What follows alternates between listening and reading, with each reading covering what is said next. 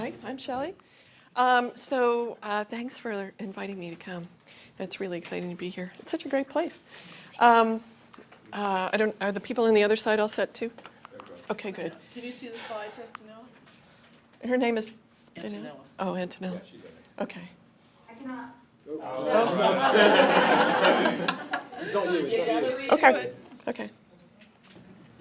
See, there's no way for us to tell Yes. that she's not seeing it. See? Yeah. So there's no zero It's feedback. good to check with all your participants, eh? With no access to code.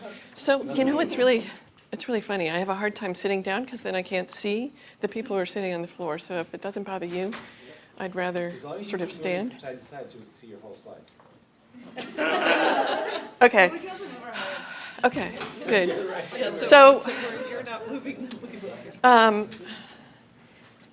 I wanted to give a little bit of background as to sort of why this is what I'm doing. I started teaching at Carnegie Mellon. I was a consultant for 25 years before I started teaching at Carnegie Mellon 4 years ago. And in my first year, I invited a couple of people to come and speak. And one of them was Hugh Dubberly. And Hugh Dubberly, for those of you who don't know him, he worked at Apple and at Netscape and has his own consulting firm now. But one of the interesting things is that he talked about how developing models in his practice, in his work, in his experience at Netscape and Apple and every place else was a really nice way of moving towards getting common ground among team members and participants.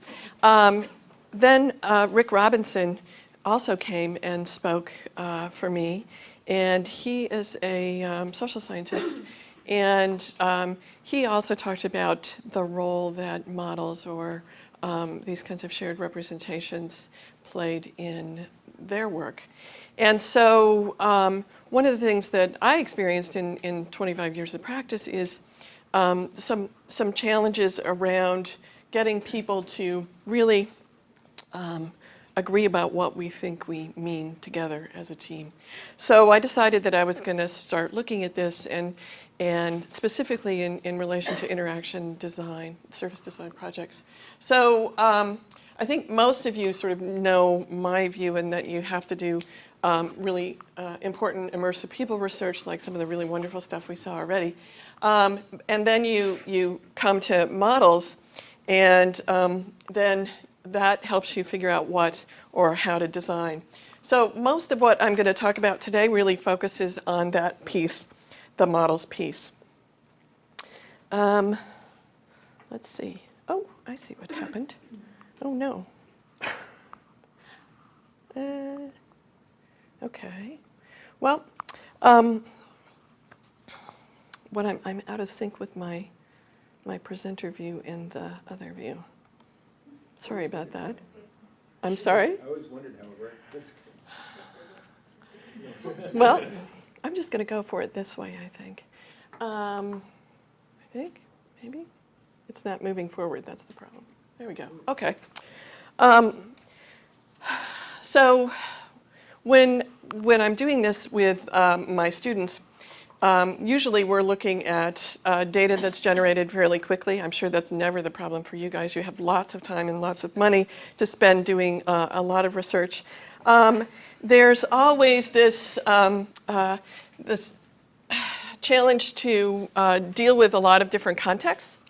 And it's always the challenge to integrate the perspectives from a lot of different kinds of people. So you don't always, at least in my world, the ideal for me is that you have all of the different kinds of people actually participating in the immersive research. It's not just the design folks, it's not just the anthropologists, the technical people are there as well. So that's really what I'm talking about here when I'm talking about people research.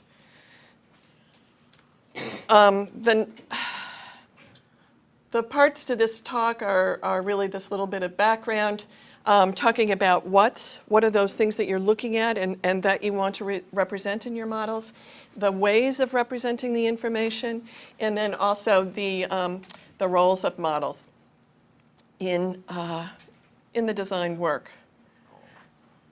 Boy, I don't know what happened here. Sorry. Okay.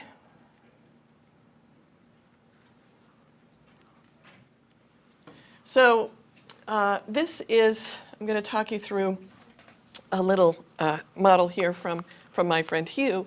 And here's me, and here's you, and here's the project. Okay? So the next thing that sort of happens here is that you have my model of what the project is, and your model of what the project is, right? So here we are. The next thing that happens is I have my model of your model of the project, right? And then really what we're looking at here is my model of what of the correspondence between your model of the subject and my model of the subject. And I think most of you have probably experienced where you spend a lot of time working with people. You can spend a whole day working together, collaborating. You think that you are all on the same page, that there is this perfect correspondence between what I think and what you think, and we go off and do our work, and we come back a week later and we find that, well, actually what you thought I thought wasn't exactly what we thought it was. And so the problem is if you don't work really hard to establish a shared representation together, then I think you have this kind of issue of this lack of correspondence between my view of the project and your view of the project.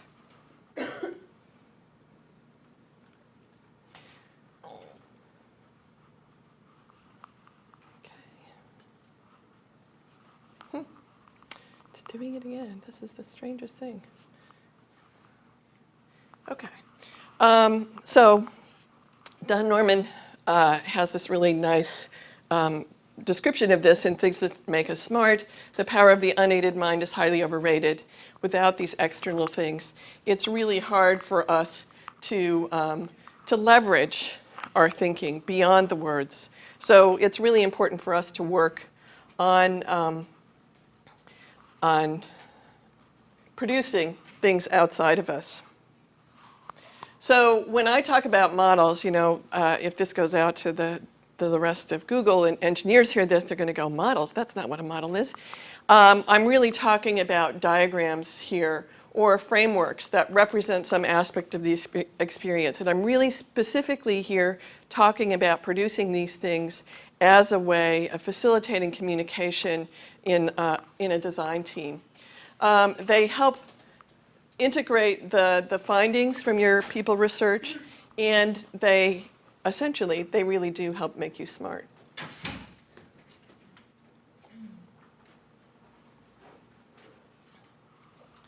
So models are also a bridge. So again, this is a really nice model from Hugh Dubberly, which was kind of based off of some stuff from Rick Robinson, Stafford Beer, Christopher Alexander, but I've also modified it too. But what we have is this really nice little 2x2 where you look at, this is the concrete, this is actually looking at stuff in the world, okay? And then you move up from that and you produce a model of what you've seen in the world. So you document your findings and you produce some sort of representation of what it is that you've seen. And then you can work on top of that model to produce a new representation, which is a model of what you think it might be. And then when you move back down again, so what you're starting to do here is shift over into prototyping. And what you move down here and you get concrete again is that you produce a prototype of what you think it might be. So what you're doing is you're sort of going around and around here. And as you get more information, more feedback from your prototype, you can go back out into the world and get validation on that. So again, nice description in Don Norman and Things That Make Us Smart. The things that you really want to do for your models is capture the important features of the represented world. So that first square, really make sure that you understand exactly what's going on there. So what I mean is if you are When we're looking at services, for example, at Carnegie Mellon, you're looking at a journey of a patient, for example, when they come into cancer treatment for a day. So what are you going to do? What is their day like when they come in? So you're going to work really hard to capture that.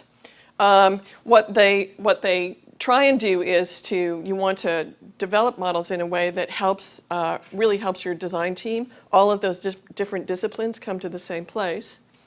Get to regularities and structures so that you can make decisions for your design challenge, and then again, help you go back out and get more and more focused data.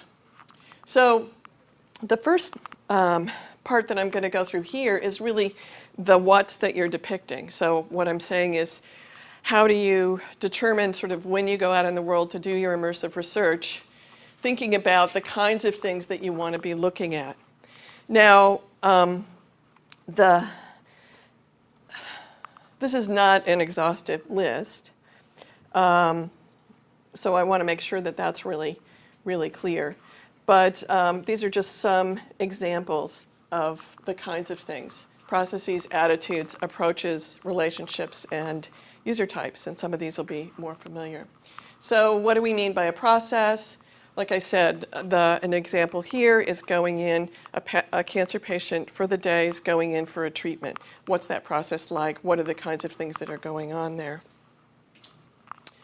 Why do you want to model processes? Well, I think, it's pretty clear that when you document exactly what's going on, from the service line in your cafeteria to any other sort of process, it really becomes clear where the breakdowns are. You can see almost always there are post-its where breakdowns happen, or notes or other kinds of signage. So you see what's going on there.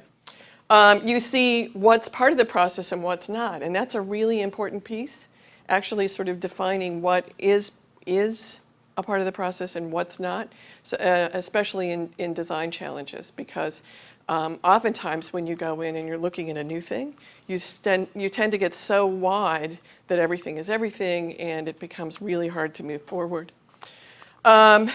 You can have discussions around where interventions can be made. Could we put a new set of ropes there in the line at the cafeteria? If we put that intervention in, then what happens? And you can also, what's really nice about it is you can compare the process of going through the line at the cafeteria to the process of a cancer patient going through treatment for a day. How are those things alike? How are they different? What can you learn from each one of those things that might actually change your perspective on what's going on? So actually producing a representation is this representation is really important. So this is an example of this was an online service that was supposed to link consumers with service providers. And so you see that consumers were getting people like plumbers and cleaning people or repair people to come into their house. And it started off with what you would find this service online, you would register, you'd figure out which service you want, you'd look at the different service providers, you'd select one, and you'd send a request.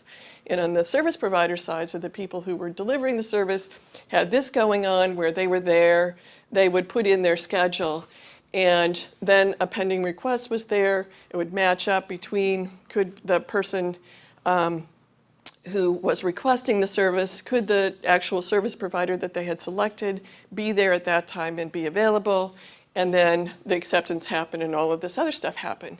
Well, the interesting thing about producing this representation when we were working on this project was that they had no visualization of this. So they thought they could batch process this, so they could do this overnight. Well, of course, there's no service. If you have to wait overnight, then you get a notification, but actually, no, we can't make it. And so it's really important to visualize it. Modeling attitudes. These are complex mental states. And I think oftentimes we don't think about attitudes enough.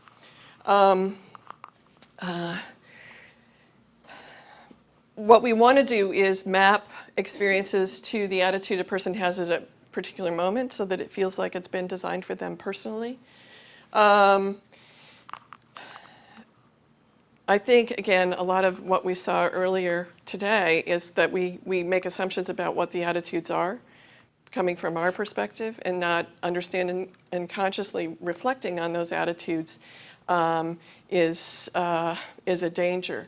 So you have to understand what the attitudes people have coming to a particular experience are. You know, are they using this because they have to? You know, is it you know, I'm renewing my driver's license online. You know, and so I have an attitude about what that should be like. I have an expectation about what that's like based on the fact that I used to stand in line with all of these people. What are the kinds of things that I can account for in that situation and either help move people past that expectation or decide that that's not something that we have to deal with anymore. And then this is an example of an attitudes map. So what in this situation, we were looking at trying to change the identity and the internal, the intranet for this organization, and we understood what the different qualities that the organization was reflecting. So what did the organization think that they were good at or think were their values, and what were actually reported as what the values were. So the ones that were inside are things that everybody felt were actually values demonstrated, and then also on the outside were all the ones that were challenged. So we had to, in designing the new identity and the new intranet, account for those different values and make sure that we were either going to deal with them or choose not to deal with them. Approaches, how people approach a task, how they go about a difficult problem. I think that the difference in my mind between a process, which I talked about earlier, and an approach is that if you ask people about approaches, they can usually verbalize that. So a process is something you often go through and you don't even think about it. You're just kind of going through it. But an approach is the way that we do this. I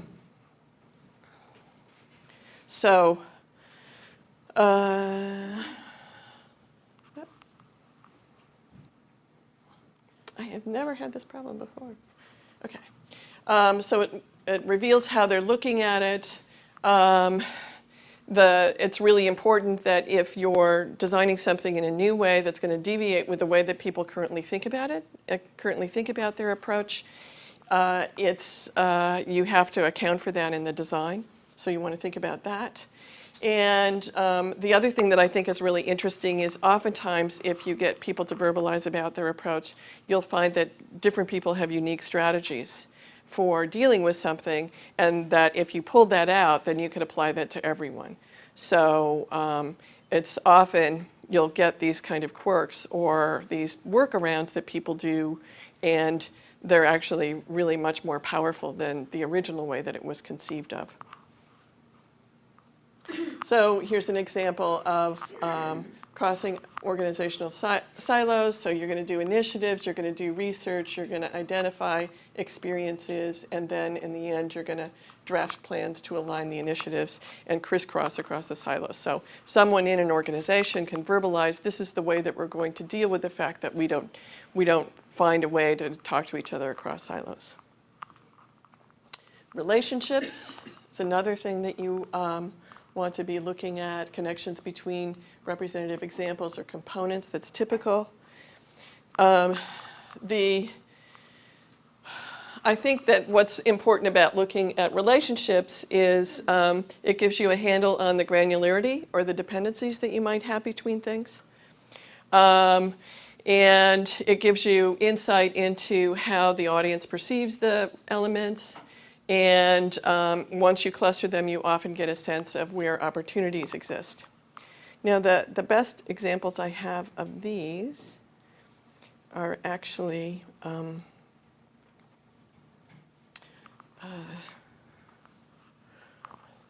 from the New York Times. These are the maps that were produced after the different conventions at the last presidential election, and looking at the words that the speakers used in both conventions. Gives you a really interesting sense about what the conversation was, what was important in each of those events. So it's a nice way of thinking about if you're looking at, you're observing people using a particular application, and you do think aloud protocols with them, you get them to verbalize what's going on, and you could do some sort of word frequency on that, and then see what those different, maybe there's a clustering of different kinds of people, different categories of things. I also like that they looked at it this way, according to each one of the different speakers, and then the number of times the words were spoken. The interesting thing, too, I think, is whenever I teach people outside of Carnegie Mellon and work in workshops and things, this is the method that people find they can do right away because it's a word count and it's frequency. Some of the other methods are more challenging, but it's a nice one to start with. And then this one I'm sure you're all familiar with. I really think that this is just another model. Archetypal users or personas. And this is a quote from Alan Cooper and Ryman in About Phase 2. After we formalize the patterns, we can systematically construct patterns of interactions that match the behaviors, models, and goals. And the other thing that I think is really important is that it helps you unfold the experience, whether people are at a specific life stage. I'm a young person, or I'm an old person with the cardigan. The different experience levels, so that you can, in your work, account for people and design your applications so that they are absolutely fabulous for first-time use, but at the same time they can be designed so that they can account for experts. So thinking about that, the different motivations, and you need archetypal users for scenarios in your process. And this is just an example of a persona done by some of my students. Okay, so now the ways of representing.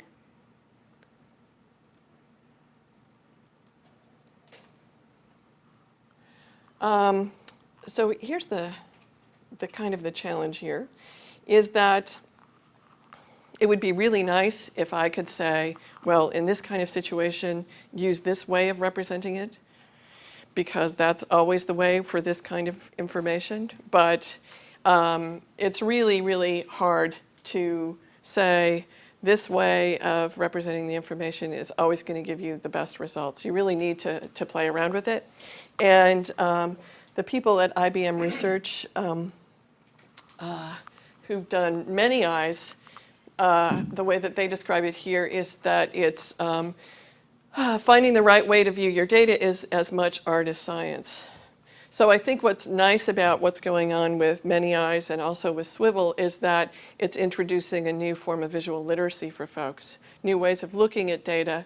And here they have different categories of ways of representing or visualizing the data, and they give some suggestions about what they're good for. So that's good.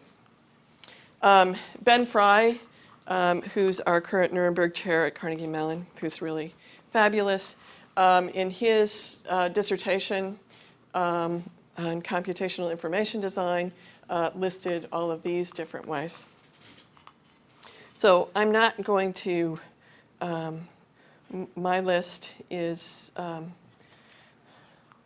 far shorter. I'm just going to walk through some of these. There are more and more variations, and they aren't always pure, as you'll see. But here's a representation of a spider, and it's organized by placing the central theme or unifying idea in the center. In this case, the outwardly radiating sub-ideas or petals surround this sort of common functionality. So this was an online experience for selling art and fine craft. There were 5 different roles that were to be supported, or 5 different kinds of users. And the underlying functionality was the same, so each one of these darker gold ones had the same underlying functionality, but the way that it was represented to the user felt different because it was different for each role. But the ones in the center were common services. And the thing that was interesting about this, as I said, it was a site that was selling art and fine craft. And this model was produced and constructed collaboratively in all the team members, and actually the CEO of the organization as well. And what was interesting about this is that that person felt that, the CEO felt that this was actually about the model reflected what they did in a sort of artistic way, so that she felt really good about the model, so it had something to do with its role. But she also picked it up and carried it so that whenever there was scope creep, she would always refer back to the model and say, so where does that fit in the model? Are we adding new things, and is this really? So it became a way of having this kind of common framework or common language that everybody, she was not a technical person at all. She was a business person, and it was a way for her to be able to understand and also say what's important. Here's another spider, and I throw this in because I think it's great because it's a spider of spiders. This is done by Nigel Holmes. The idea in the center isn't identified. It's really about attention. This is another spider diagram that was constructed for work that we did at Carnegie Mellon on the U.S. Postal Service for their DMM. Another way of representing is a process flow linear. I showed that earlier. It helps us look at things over time, behavior over time.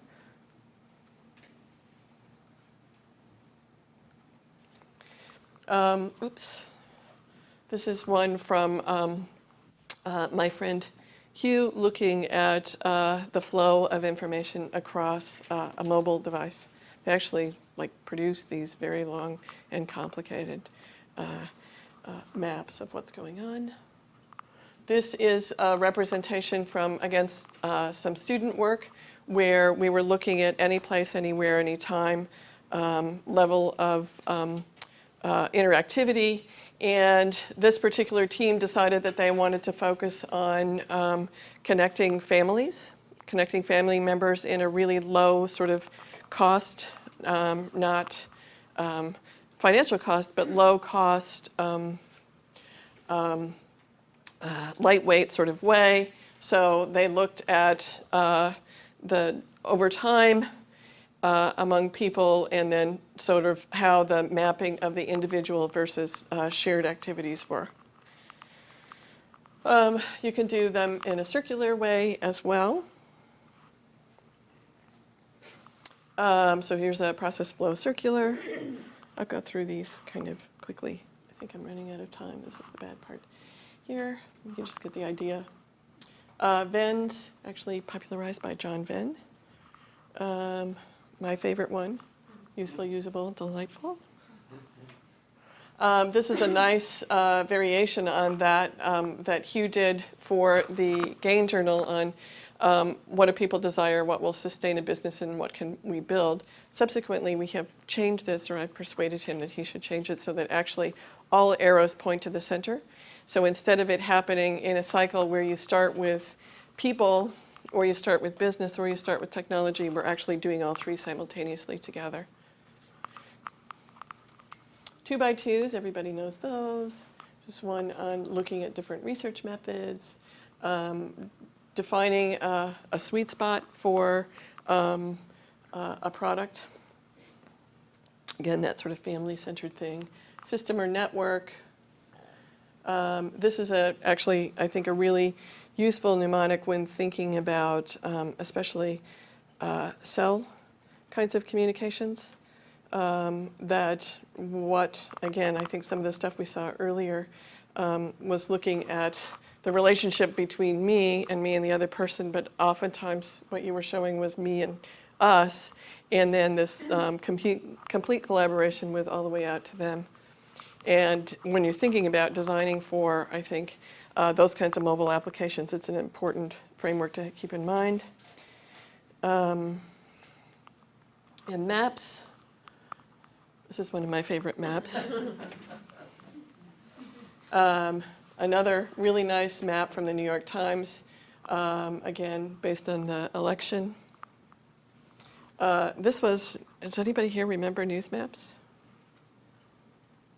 No? This was really great. It was a Web 1.0 kind of application that took a reading of the news and produced these landscapes. So the relationships between the articles are represented, and each one of these dots is a particular news story, and they were all placed. It was really wonderful.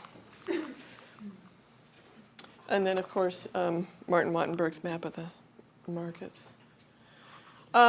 So now I'm going to really quickly, I have how much time? Go back another 4 or 5 minutes, and then we'll discuss and we'll switch to. Okay, all right. So anyway, what the models do in the process, I think, is really represented here, where we're thinking about what we have to our project, and we create a territory map. That's our very first kind of model. We do our research, we produce a model of what is, we produce a model of what might be, we prototype, and then come back. Here's an example. Gosh, these are like so washed out. Mapping of the territory of work. This was an online language application, and actually deciding where self-paced language learning was, where it fell within all of these different things. So what happens when you do a territory map? Again, it's this very first thing you do as a team, and we usually do it in the first week and a half, and say, what is it that we're working on? And by nature of what's not there, these are all the things we're not working on. So, and it becomes this mnemonic for the group going forward. Here's, again, the group that was looking at family and connections. So they said that they wanted to address values, they wanted to look at activities, and they wanted to reinforce loving relationships. So then all of the things that are inside here are all the things that they need to be researching. And of course, it's not exhaustive because you've only spent, the first week and a half on it, but it gives a framing for moving forward that you can all share. This is an example of documenting research findings. What this team was looking at was the patient and therapist relationship, and then how back-end systems actually influenced how that face-to-face conversation actually would go. Because they were really trying to understand, if we redesign the back-end system, how's it going to impact that time that a patient has with a therapist? This one, I think, is a really important one because this particular team looked at what students were doing in creating, when they created a Lego artifact. And so the actual process where what can you make, actually doing it, producing the artifact, and then splitting it up is here. And then as you move further out in this, you can actually see product concepts. So this is actually the design implications of the product concepts that you can overlay. So it's moving up to that what could be. They understood what was, and then moved out into what could be. And then also in explaining final solutions. The online learning environment was actually creating a collaborative book of knowledge. And so this was showing how individual schools would send content up into the system. It would be voted on by the masses, and then it would either get taken up into the service, the online French service, or not. So this will be really interesting to see if this works. That's what I was afraid of. All right, so here's another example of looking at what to do with all the images. So this team, what we did is we used a method that I call directed storytelling, where we generated the data in an hour and a half. And it was using the people in the room and understanding what they did with their images on their cell phones. And this is a cluster of all of those things. Then they came up with the groupings from the cluster analysis, started doing sketches, and then ultimately produced this, this representation of what was going on with people in their images. That there is this, there are these 4 overall stages. Within that, there are these sub-stages. One is really highly charged with emotion. Individual experiences are different. They discovered this this is the capturing moment, and then here's image purgatory. And a lot of those images that don't go anywhere. But some of them actually sort of move on to other places. So some of them go into email and whatever, but you get the sense of what's going on here.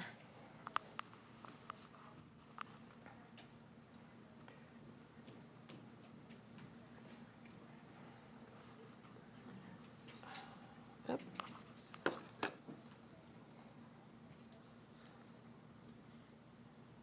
We want to leave a little time for questions. Okay, discussion. just one more slide. Okay, one more. Great. There we go. Okay. Very nice. So, if you think about this, we're never going to produce the right model, but the important thing is that we do have some shared representation that we can all get into. So, that's it.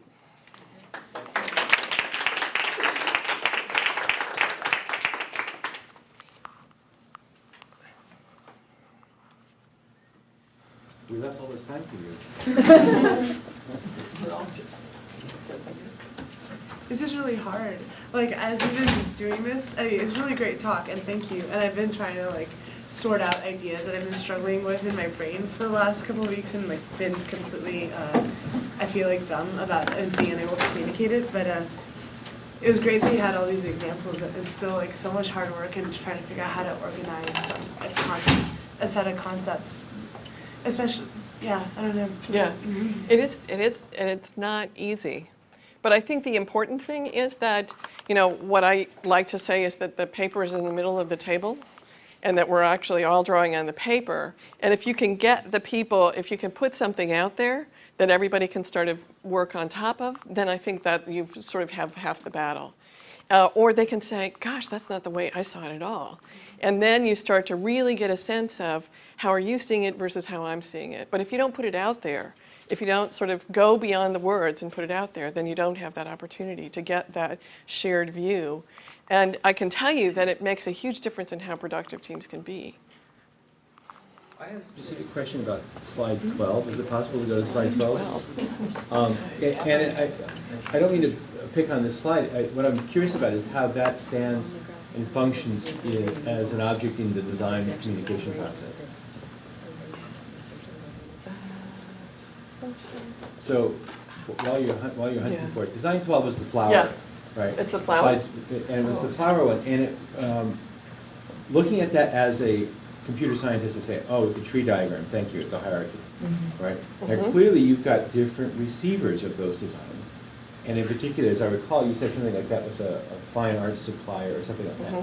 And so they particularly resonated with that. One of the classically hard problems about doing design is you have different constituencies. You have to make them all happy, or to some degree of happy simultaneously. So how do you make that choice when you're choosing a model or a representation diagram space like this? Do you just feel good about it, or do you have a more methodical way of thinking about this? Well, actually, I don't know why it's like not allowing me to control the slide. It's very funny, but we went through a lot of different ways of representing that. So I think that's really the important thing. We showed the team the same content. All of those, these are the different roles, here are the different applications that we're providing underneath. Here's how we're, economizing with the applications so that they feel different for different people, and here's all our core functionality. But we showed that in a whole a variety of different ways. And what we settled on was the one that had the most resonance for the most people of the team. But I will also tell you that, like the one with the therapist and looking at the back-end systems, you show that to people and they go, ooh, you know, like that's way too complicated. So I think that when you're designing your models, what you're also looking at is who is ultimately going to be seeing this. In the case of the Art and Fine Craft Place, we really wanted buy-in from the organization. So they had to own the representation. They had to feel that this was their site that was being built. This was their business that was being built. So it was crucial for them to participate and feel good about it. But there's some models you would never show, in my world, the consulting world, the client, because they would be frightened that this is it, you know, you have 3 bubbles there. That's all we're getting for this amount of money? How can that be? So. Yeah, you didn't see the other 50,000 that we discarded. Right. Right. So, tell you what, let's do the switch over. Okay. If we could.